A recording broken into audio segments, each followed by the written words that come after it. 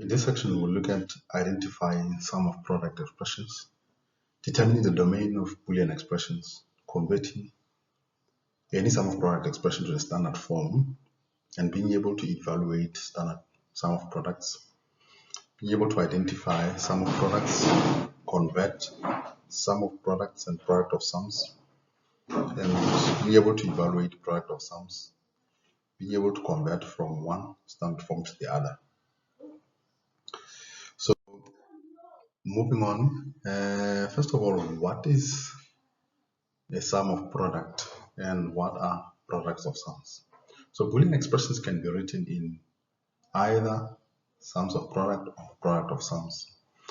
This makes it easy. These forms of writing Boolean expressions make them easier to implement, especially in programmable devices which are not included as the scope of this particular module.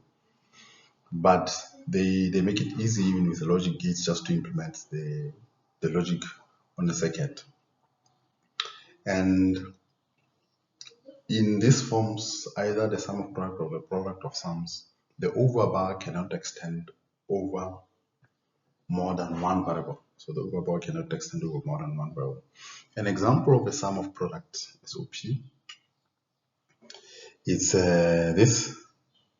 So here you have a product and another product. Both of those products give you a sum of products. And then in the second one, you have product 1, product 2. Together they make a sum of products. Similarly, in this expression, you have a product CD. You have another product here, E bar and 1. And together they make a sum of product. A product of sums, on the other hand, you have two sums being multiplied. So it's a sum 1, sum 2, and they are being multiplied into a product. You have another sum 1, sum 2 into a product. You have another sum as well as another sum. See here, it's a sum C plus 0. So what is the domain of a sum of product or product of sum? In this case, the domain becomes all of the variables that are included into the product, into the expression. So in this case here, for this particular one, the domain is A, B, C. For this particular product of sum, the domain is A, B, C, D. And for this one, the domain becomes C, D, E. So the domain is simply all of the variables that make up the sum of product or the product of sum, the expression. Now, if you look at the product of sum, so the product of sum can be implemented easily by a cascade, a series of OR gates followed by an AND gate.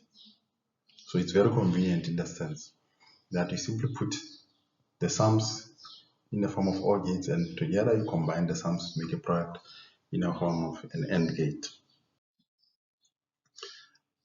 And so the sum of product here, instead of the product of sums previously, can be implemented by a combination of AND, first level of AND gate, and then later with an OR gate. So the products are made by the AND gate, and the bigger sum is made by the OR gate. Another way of implementing it is using the NAND cascade of two-level NANDs. So you have a series of NAND gates, another series of NAND gates. Remember, this is a negative OR gate or simply a NAND gate version of it. So these are simply two forms of NAND gates. So this is a NAND gate, that is a NAND gate. And in that case, if you have those two, then because the negatives of the NANDs tend to cancel, then you have your sum of products. Now, besides the sum of product and the product of sums, there are two other convenient ways of writing down Boolean expressions, and these are called the standard sum of products, the standard product of sums. So the keyword being standard. So what does it mean, or what is the difference between the standard and the ordinary sum of products? So in the standard forms, every variable in the domain must appear on each term. So this is the key. Every variable in the domain must appear on each term. So if you look at the domain of this particular sum of products, you will see that the domain is A, B, C. So for each and every term, in this case, the term means the product. In the first product, A, B, and C are there. In the second product, A, B, and C are there. Therefore, this not only is this expression a sum of product, it's also a standard sum of product. Secondly, if you consider this other one, you see that the domain is A, B, C, D. So when you look at the first product, you see that in the first product, the D is not there. In the second product, the A is not there, the B is not there. So this cannot be a standard sum of product. It is a sum of product, but it's not a standard sum of product. In a similar manner, because in the second expression here, you don't have a C, D, you don't have an E as another term in the first product. This cannot be a standard sum of product. So we also have a standard product of sum. A standard product of sum. So for a standard product of sum, similarly, each and every term, every variable in the domain must appear in each and every term. So if you look at the domain, in this case, the domain is A, B, C. Now, if the domain is A, B, C, you see that in the first term, that is the first sum, the variable C does not appear. In the second sum, the variable B does not appear. Therefore, this is a product of sum, but it cannot be a standard sum, a standard product of sum. On the other hand, this is a perfect example of a standard product of sum. So let's look at an example of how to convert a standard sum of product expression such as the one given to a sum of product such as the one given here into a standard sum of product. The reason why we're saying this is not a standard sum of product is because we can see that there is no variable C and D here, and there is no variable D here. So which means this is simply a sum of product, but not a standard sum of product. So how do you convert it to a standard sum of product? So the trick is simple. The way we do it is to simply introduce a smart one, what I call a smart one. A smart one is simply comes from one of the Boolean algebraic rules, which is in fact rule 6, that a variable plus its complement is equal to 1. So we're just going to introduce those smart ones up until we have a standard sum of product. So the domain of the sum of product that we have is A, B, C, D. And so we're going to, in turn, try to introduce to make sure that the variables that do not exist in one of the products are introduced in a form of a smart one. So now, in the first variable, you will see that in the first product, you will see that this is A complement times B times C times 1. So there's always a 1 which is hidden there. Because of that, A, B, C times 1. So this is equivalent to that. Because of that, we can always change this smart one, change this one into a smart one, right? And then introduce a D. So the D can be introduced that in the form of a smart one. Similarly, we can introduce the C in the second product in the form of that smart one. Then we can factor out our brackets to come up with that expression. So this one now are in standard forms. These three variables are, products are in standard forms. But now we are left with these two because there's no D.